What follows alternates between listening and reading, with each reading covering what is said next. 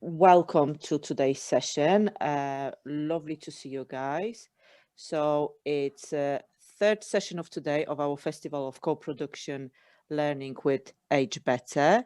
And our today's session is on creating a co-production culture with our team Age Better in Sheffield. So I have majority of the team today, Paul and Imogen on our techie side, so we're in a very good hands, and I have Jilly here, who's our wonderful learning officer, and we have our excellent guest speaker, Dave Martin. The session will take us an hour, and it's recorded. You had some instructions, some tips and resources in this morning email, but you're going to have a little bit more after the session. So I'm gonna attempt to share my screen. In today's session, we will hear a lovely interview from Alan Carter, who's one of our Age Better in Sheffield core partners, and Alan will share his reflection and learning on co-governance and co-commissioning. Later on, we're gonna move to a fantastic session with Dave Martin, and as a last part, Jilly will take us to listening to Ignite the Imagination exercise. So I will stop sharing this screen and I will take us to a video with Alan.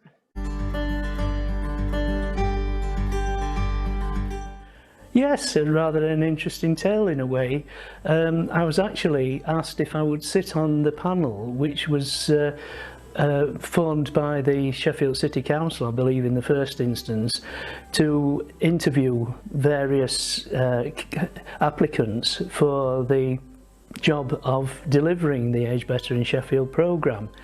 And so I think it was because at the time I was the chair of what was then the Third Sector Assembly, which had been formed up.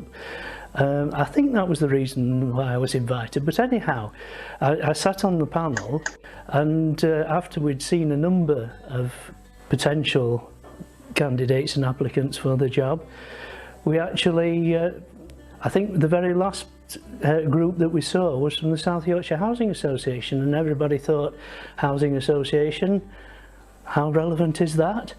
Well, we were absolutely blown away with the presentation that we got, and the outcome of it was we were unanimous in our decision that we wanted to ask the South Yorkshire Housing Association to be the lead authority for us to deliver the programme.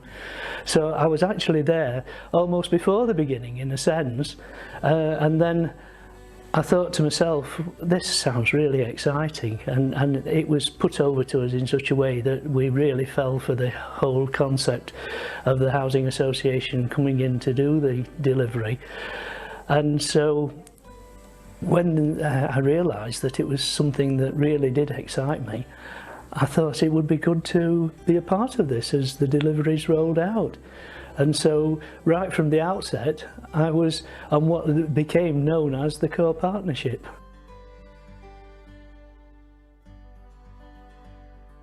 I think that, as far as I'm concerned, co-production is designed to help to ensure that resources are used to develop the services that people, and in this case older people in particular, actually really want. Co-production is linked with the better outcomes for people who use the services, and co-production helps in its own way to build stronger communities and to develop citizenship.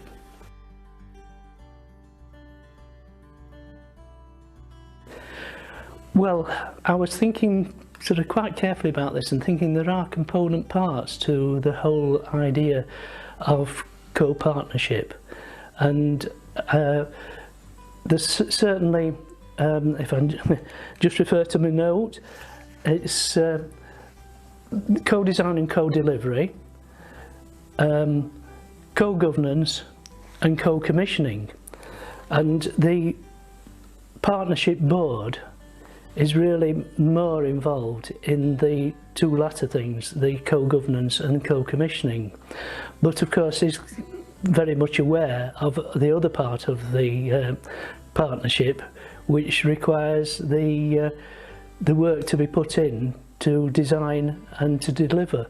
So yes, it's all an integrated part in a sense.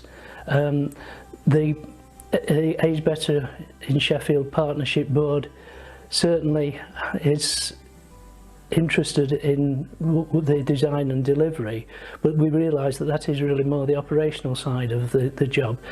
And so as far as co-governance is concerned, I think it's been, as far as we're concerned, a very light touch really. I don't think we've had the necessity to sort of delve into governance issues, because we've really had such a benefit from the staff who've been employed by South Yorkshire Housing Association and who have served the Age Better in Sheffield project so well, that in actual fact it's been a pleasure. I can't remember a time when we ever had to, for instance, go to a recorded vote because there was great differences of opinion. There were a few occasions when we had to make some decisions which were brought before us, but generally speaking, everything has worked in harmony, and the whole thing has been a partnership between the staff, who were obviously employed by the South Yorkshire Housing Association, but who were devoted to specifically providing the delivery of the Age Better in Sheffield programme, and the partnership board itself, which has been really in place to ensure that everything worked well. And I think we're very conscious of the fact that at the end of the day it is public money that we are responsible for, and I think we need to be ensured that it's being used wisely and well.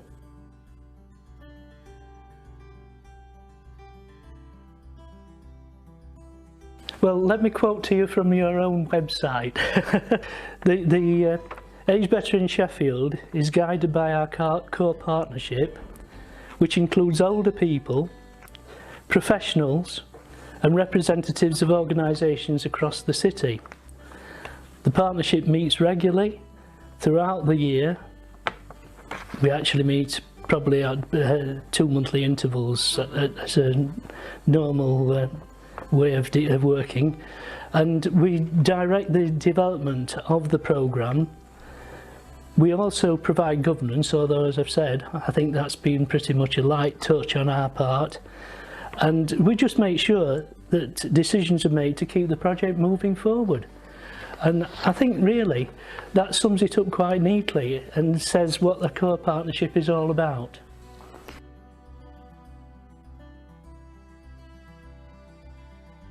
It's hard to say really, because there's obviously personalities involved and people who are particularly anxious to see a project developed in a certain type of way. And I think where there is pressure from individual members to move in a direction which other people are not necessarily entirely comfortable with, there needs to be discussion. But as I say, I don't think we've ever reached the stage where we felt that the partnership board was falling apart or anything like that. I felt that we have actually worked together very corporately.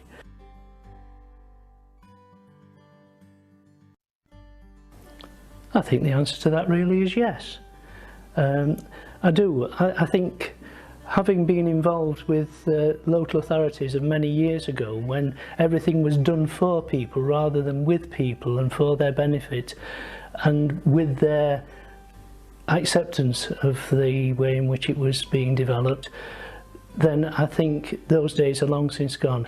I think it's more a partnership now that we should be looking at, so that the people who actually receive and use the services are integrated into the design and development of them.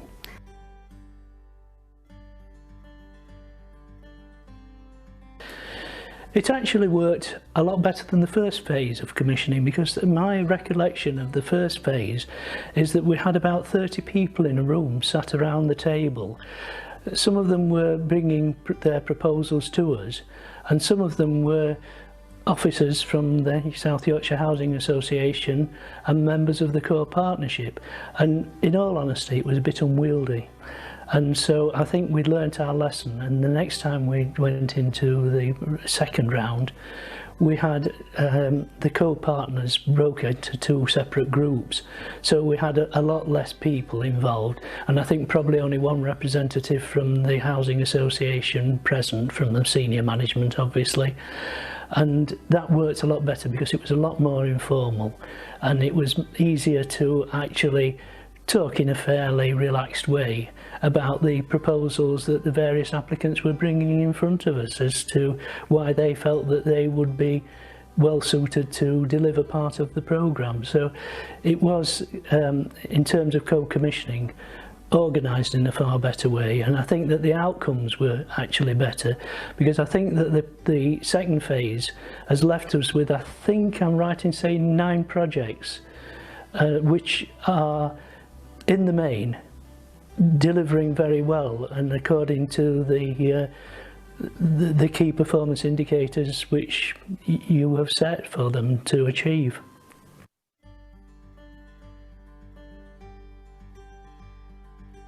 I think some people might need to be persuaded that they are actually, their voice is important, and I think if they are users of the service, then it's essential that we actually ensure that they do come across knowing that what they say has got relevance, is going to be heard, and wherever possible is going to be used in the final solution.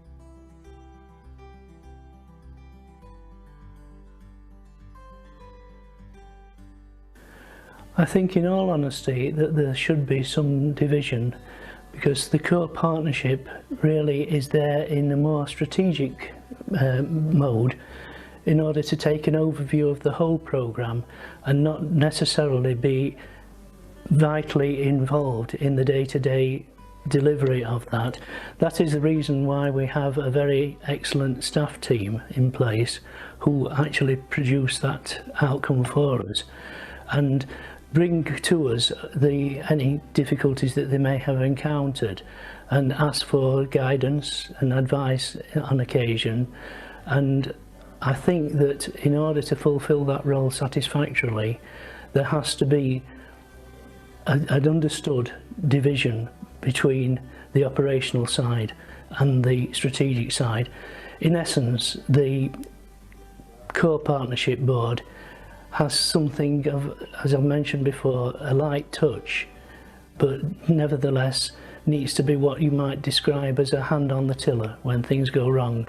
I think the essential part of a co-partnership that it is there to hold the service deliverers to account and to be responsible for the service that they themselves are delivering.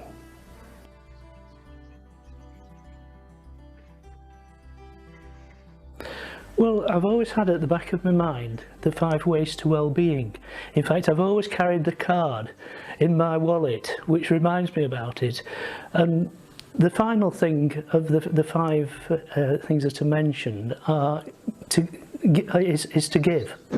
And I think if you've got something to give, you can find a certain amount of fulfilment for yourself in actually being part of something where you've got something that you feel is going to be of some benefit. I mean, without anybody wanting to blow their own trumpet, I think people who feel that they may have got a skill or some personal attribute which can be harnessed in a way, and I think it could well be that the partnership board has given quite a number of people the opportunity to bring their own skills, knowledge and experience and expertise to the table, and it's amazingly worked so well.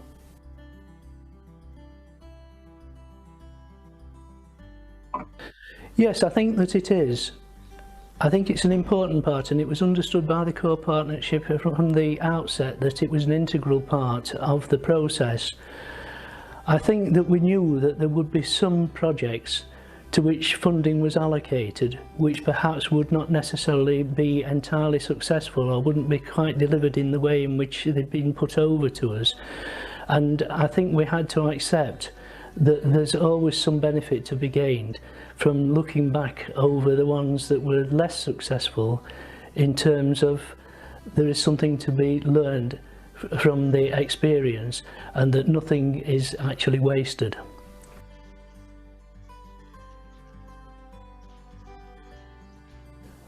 Well, I'd have to say that it isn't necessarily a universal solution for everybody, but it's certainly one which has worked for us.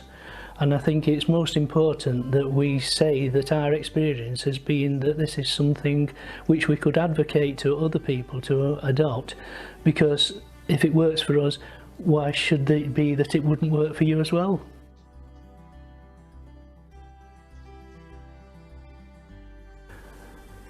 Co-production is a meeting of minds coming together to find shared solutions. In practice, it involves people who are the people who use services being consulted, being included and working together from the start until the end of the project that affects them. Those who use a service are best placed to help to design it, and who are seen as being equal partners and co-creators. We have seen our frontline staff as a group that has engineered this as a way of working, and as a group that has seen it as the way forward. So that was Alan Carter. Alan was on our core partnership board since the very early days of the session of the Age Better in Sheffield program.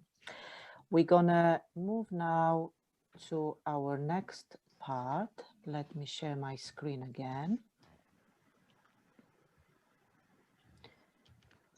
And I'm gonna hand over to Julie. Hello.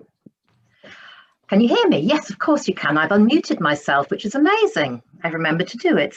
Okay, welcome everybody. It's lovely to see you all here. I am the Learning Stroke Evaluation Officer for the Age Better in Sheffield programme. I joined the programme almost 2 years ago, so I've been there, yeah, not quite 2 years. And when I joined, it was just before we had our national celebration of the Age Better programme, the 14 programmes across the country.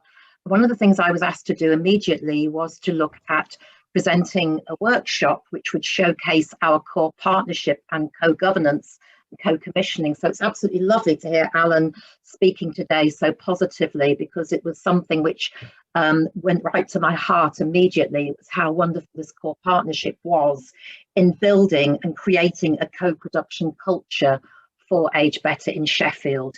You know, if you're going to build something, you need tools. I mean, okay, yeah, you can use your hands, of course, but we know that sometimes what you really need are tools designed to help you build the thing it is that you decided you want to build. And those tools need to be the right tools for the job, and people often need to be trained and encouraged to use them correctly.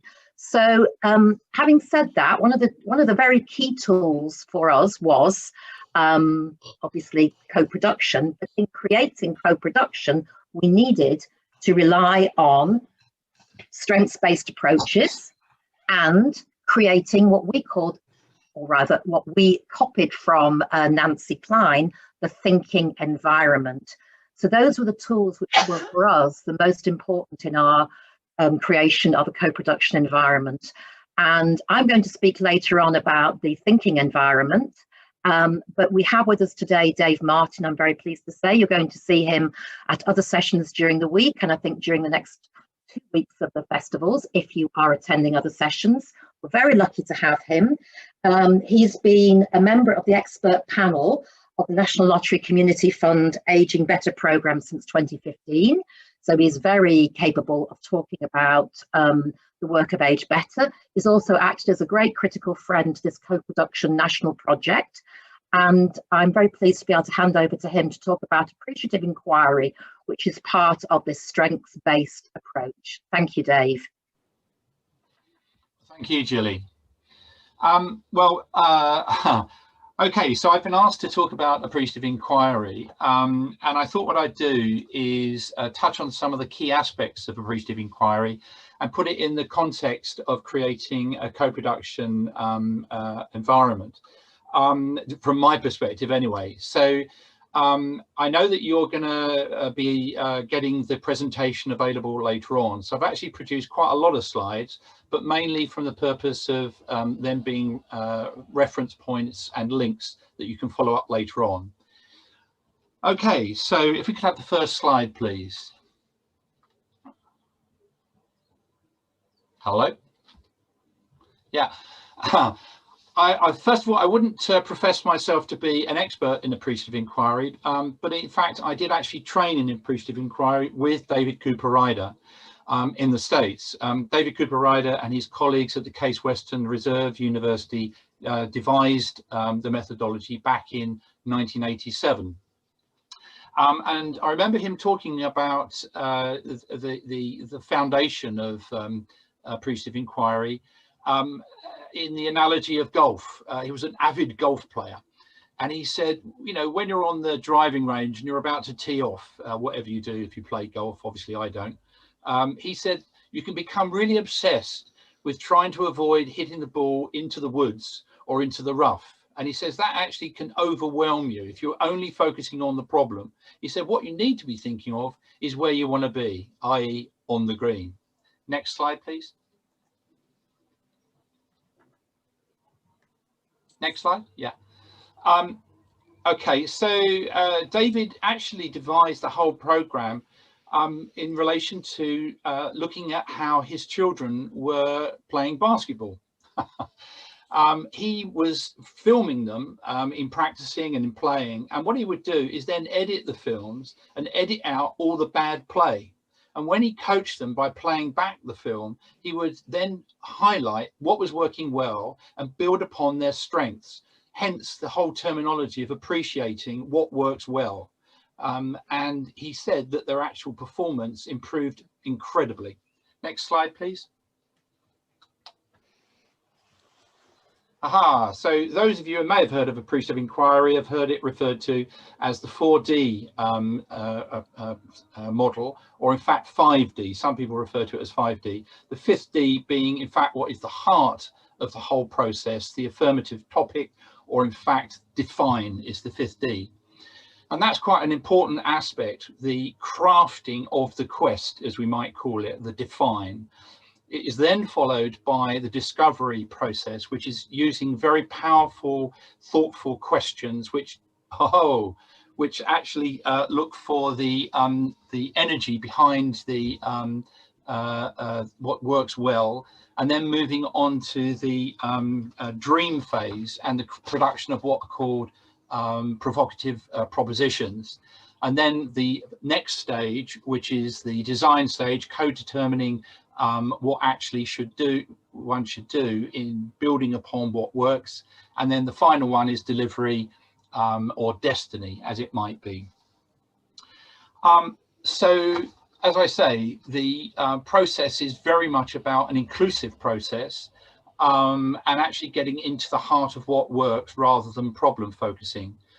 One of the models, one of the times that I've actually used it in the past with colleagues some years back was to look at hospital discharge. Interesting enough, I suspect the hospital discharge continues to be a bit of what they call a wicked issue, and it certainly was then. But what we did was to involve a very wide and diverse range of interviewers, looking at the journey of people going into hospital, staying in hospital, and then coming out of hospital. And so that included patients, family carers, paramedics, doctors, nurses, auxiliary staff, receptionists, GPs, adult social care. And what we actually did was have people work in teams in very kind of unusual partner processes and interviewing each other about what was appreciated at different stages of the whole process, the whole journey.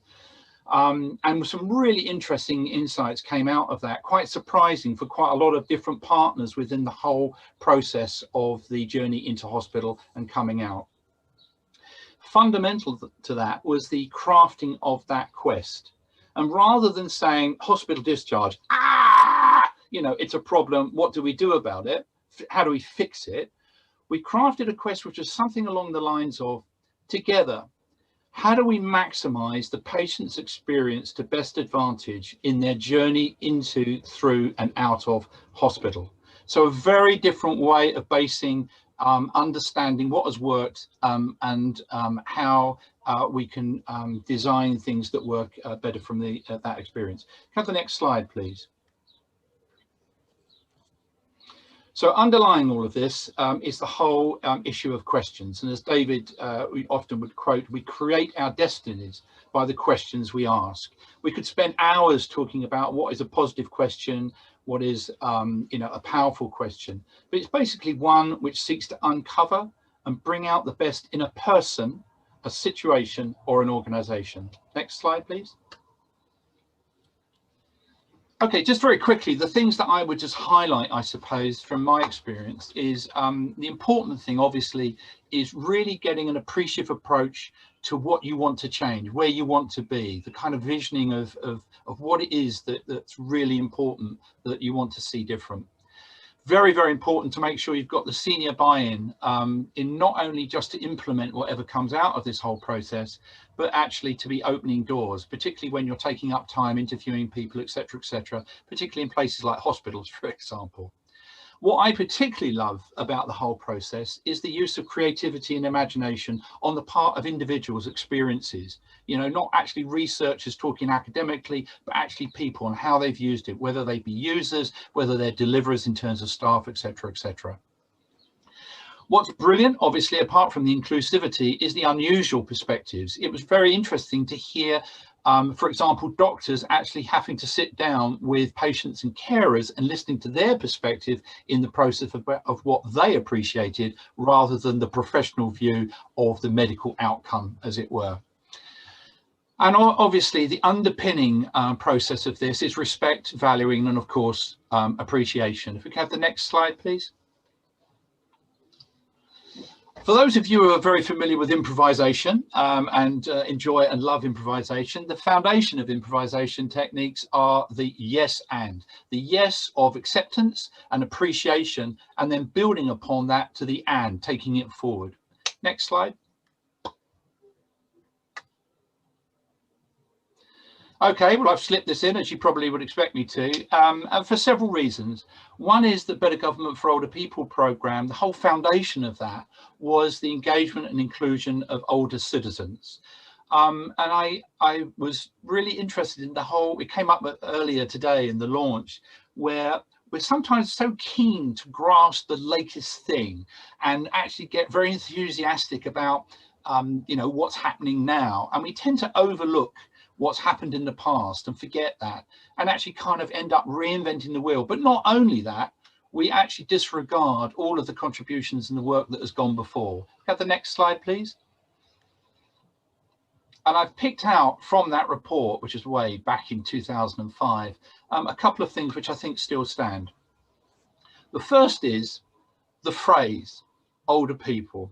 What the hell do we mean by that? And I speak for my people here. You know, when you think about the range of ages from what, 50 to 100, people born in 1930 to people born in 1970, what the hell do we mean? The difference of experiences there. If we have the next slide, please. There's a quick indication of the kind of diversity of that age span in terms of characteristics. And next slide, please. And these are the sort of not just circumstances, but characteristics. You can see the huge range that there is, let alone, you know, gender, ethnicity, or sexuality, for example. We really need to be a bit careful when we bandy around this term, older people. What the hell do you really mean in that? What is your real target and focus? Can we have the next slide, please? Okay. I was reminded of a conversation I had some years ago now with a fire officer from the Merseyside Fire and Rescue Service. They'd just been awarded the Beacon Council Award for their services for older people. they'd actually dramatically reduced death and injury from fire in the community amongst older people. And they were very proud of that, and they were very, very enthusiastic about that. And this chap was telling me that he'd been briefing the staff, you know, the fire officers, before they were about to go out into the community with this fire safety message. And they were really, really kind of raring to go to save older people in the community, to go out there and actually take that fire message, the prevention message out there. And he said, whoa, hang on a minute. He said, before you go out there, take a moment. These are people who've actually survived, gone through 2 world wars. They've brought up families, they've got children, grandchildren, even great-grandchildren. They actually know a thing or two about life. And the important thing is to acknowledge and appreciate lived experience. I've never forgotten that. If we can just move on to the next slide, please. One of the things I wanted to pick up before we move on to Canopy was the whole thing about the ethos of appreciative inquiry, or in fact any of the co-production methods, and that is the values that underpin co-production, collaboration, whatever you want to call it. And that is not just appreciation, but valuing and respecting individuals. Okay, we used to say you can't do AI, you have to be AI.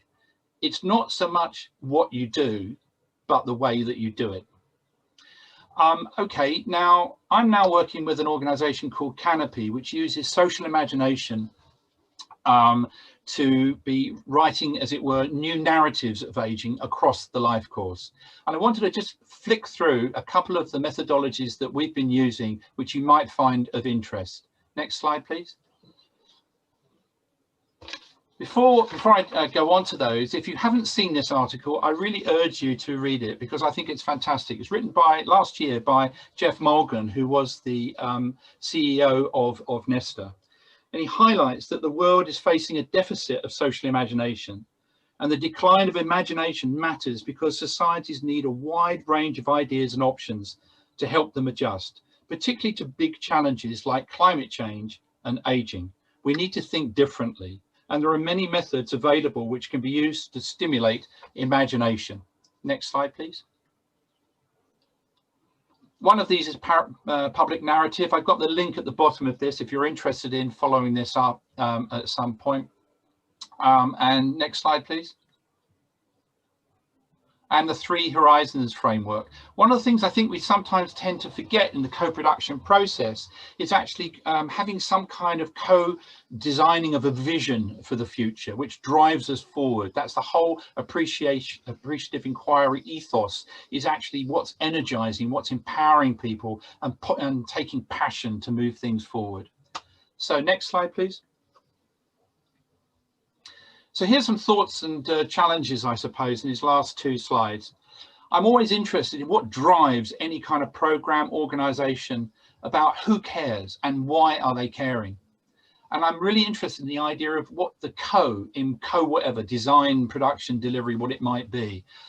And how do we create the we in co? There's such a feeling sometimes of a kind of us and them. We incorporate them in what we're doing, but actually, how do you truly create a level playing field to have a we in the co?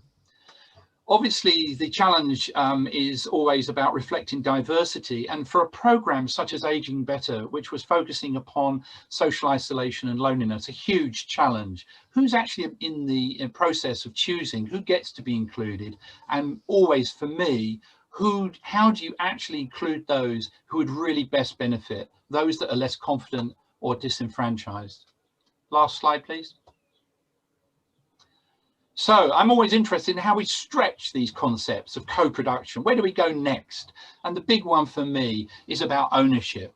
Where are we on co-ownership of any programs, organizations? Where do we stand with a relationship with cooperatives, for example? And funding. I mean, heck, you have to admit, it was the Community Fund, the big lottery, that put aside, what, over £70 million over the past few years. How do we look to sustain things in the future where we could be looking far more on different ways of co-funding or even co-resourcing, so you can mix, not necessarily just financial contributions as such? And so I'm going to leave you with this challenge. It's how might we co-create programs in our communities which are drawing upon our creativity and imagination and empowered with passion to vision and create sustainable futures for all ages, not just those older people. Thank you. Fantastic. Thank you, Dave. That was very, very interesting. And I especially like how we put we in the co. That is definitely left me thinking. I'm going to hand over now to Gilly, who will lead us through the next stage of today's session. Well, Dave, that was great. I'm feeling very inspired. I'm so glad that you were able to join us today. I picked up on something you said towards the end. You know, this issue of the decline of imagination, and the need to think differently. And I'm rather pleased because this leads me on very nicely to talk about, and you can see the book there. I'm going to hold it up here. It's Never Far From My Side, Time to Think, Nancy Kline. You know, it's one of those books it's good to have sort of within easy reach. Got a lovely picture there of somebody deep into enjoying reading that book. The quality of everything we do depends on the quality of the thinking we do first. So if we talk about decline of imagination and the need to think differently, how are we going to achieve that? Well, Nancy Kline started thinking about this a very long time ago, back in 1984. She started thinking about this from the point of view of her work as an educator. She was working in consultancy and teaching, but in the field of education. She was not, in fact, a business person. And whereas now we hear more about time to think in terms of its advantages for businesses and corporate and all the rest of it, originally this idea came from the fact that Nancy Kline was concerned that children and young people should grow up knowing how to think independently and knowing how to think well. And that for her was the starting point for developing the thinking environment, which I said, has been going on a long time. Obviously, she's now published books. You've had already a link in our resource to know where you can find those books. She's appeared in many TED Talks. She's a very well-known name in business circles, but I think it's very interesting to think that in the initial phase, her whole idea was based on how do we produce quality independent thinkers. And that for me is really the core to our program as Sheffield Age Better, because we wanted people to think from the very beginning about what it was they wanted. And so our core partnership was founded on the principles of time to think. We brought those principles into the core partnership. We said, okay, we have a very diverse group of people here joining us as core partners. We have people from very different backgrounds, but the components of Nancy's time to think principles are, first of all, that we have to give attention to each other. So we have to listen.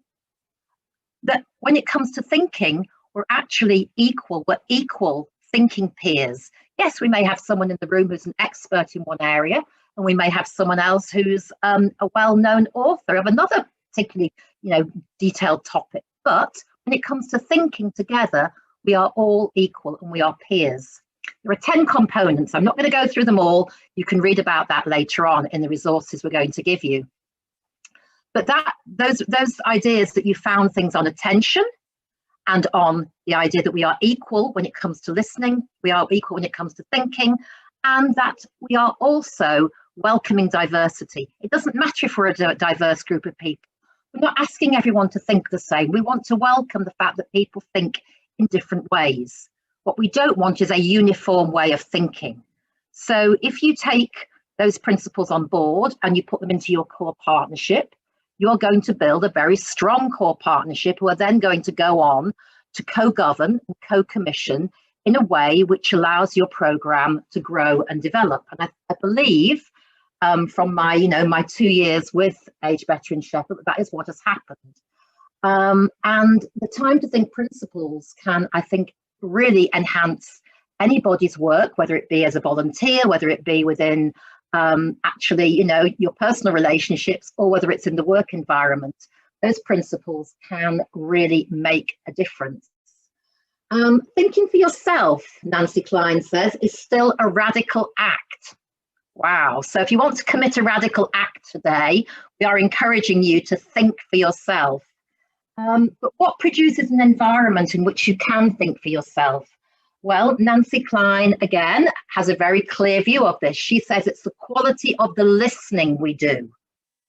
If I know I'm going to be listened to, if I know I'm not going to be interrupted, if I have the confidence to know that my turn will come, I'm not going to be overlooked, and that when my turn does come, you will listen to me with attention, then you will be able to enable me to do my best thinking. So it's a contract between the speaker or the thinker and the listener. So in exchange for agreeing that you won't interrupt me, I agree to be brief and succinct in what I say. I'm going to put this into practice in a moment by doing something that Nancy calls rounds in the thinking environment. This is what you would do perhaps in a meeting situation, or when you wanted to do some brainstorming, you wanted to get some ideas out there. But the principle is that you want everyone to have a turn. And this is a gift to the introverts, because we all know that there are those of us who find it quite difficult to, I'd like to, and someone is talking over you. In the thinking round, everyone gets a turn. Everyone gets to speak. Everyone gets to be heard. There's no interruptions. So in a moment, we're going to actually put you into breakout rooms. I think Paul is in charge of that, so I'm not going to worry too much how that's going to happen. And you're going to get to practice this. And I would say to you, if there's nothing else you take away from what I've said, apart from the fact I've rambled a lot, rounds are a great way to get the best thinking from the people you care about, or the people you work with, or the people that you want to consult with or co-produce with, or whatever it is that you're looking for, because we do need people to think for themselves. And they can't do that if we don't encourage them by listening. You know, listening and thinking go together. I listen, you think. If I listen better, you will think better. So you don't need to introduce yourself when you get into your breakout room, because obviously that will take time, which we don't have. I'm really sorry. But just agree the order in which you're going to speak. There should be 4 or 5 of you in each group. Just agree who's going to go first, second, etc. Everyone takes a turn. No one interrupts or interjects, not even to go, oh, yes, oh, that's good. No. Whilst the person is speaking, we have complete concentration on the person speaking, and each person gets to have their turn. When that person finishes, the next person starts. If you get to the end of it and you have time, you can go on to the second question, which will give you even more opportunity to think and ignite your imaginations. So the first thing you're going to think about when you go into your thinking rounds is this, that question there in front of you. Thinking back over the last year, and we all know an awful lot has happened in the last year, what has been your biggest challenge and what have you learned as a result? That'll go into the chat box, by the way, so don't worry if you can't remember it. If you get to the end of that in your round, then go on to the second question. What is the most significant change for the better you have made during this time? So if you're not speaking, please don't sit there thinking about, what am I going to say? Oh, is it my turn? Please try and practice that listening to ignite the imagination. So we've got 2 skills we're practicing here. We're thinking and we're listening. Okay, Paul, would you like to go ahead and send people away to consider that first question in their thinking round? Thank you. People slowly coming back in. I think we've lost a couple of people along the way. So there were some groups, I believe, where there were only 2 of you. Everybody's back now. Everybody's Gillian. back now. Thank you, Paul. We slowly coming into the end of our session today. Are there any burning reflections or burning questions, guys, you might have, you would like to send our way right this moment before we close the session? Any comments, any reflections?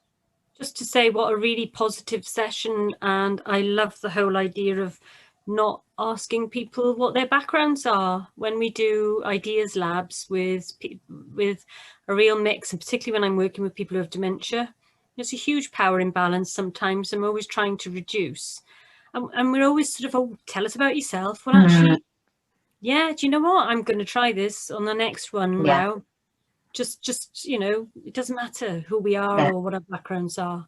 That's great, Jane. That's lovely to hear. Really, and I think, well, like Jenny and I were talking about this, in the fact that you know, you may have a position of something, or you may have before you retired, but actually that may not be about who you are actually, and what your identity and self-identity is all about. So it could be just an empowering moment to just be yourself. You know, exactly, and that I think this idea that, you know, that Nancy wanted to come to with, you know, children, this idea that everyone has the possibility to be an independent thinker. You know, it's not down to background, position, money. We can all be empowered to be an independent thinker. Editor, can you put that resource up in the chat so that people have those if they do want to explore a bit further? There's also a link to a really good talk which gives you some more exercises if you're interested in knowing more. But I just would say, and I'm getting no commission for this whatsoever, get hold of the book if you haven't read it. Go on to the internet, look at the TED Talks, there's so much stuff on there. But yeah, I feel it's changed my way of thinking a lot. There you go, it's all in the chat now, but you will get a nice little copy of our today's presentation with all the informations and link that Dave touched on today, as well as Julie's information. Well, we're coming to the close of the session. It was lovely having you guys. It actually felt, I think, quite nice because it was quite a small, intimate group, and it felt like even two people in a group, it's enough to have a time to listen and to think. So as you know, there is plenty more session over the next 3 weeks of our festival. So whatever grabs your interest, please do get a free ticket. Any questions, any reflections, any comments on how we did and what we can do better in the spirit of test and learn, please do let us know. We're open to criticism as well, but please be kind to us. And thank you very much for your time. And I hope to see you on other sessions. Take care, guys. Thank you. Bye-bye. Thank you.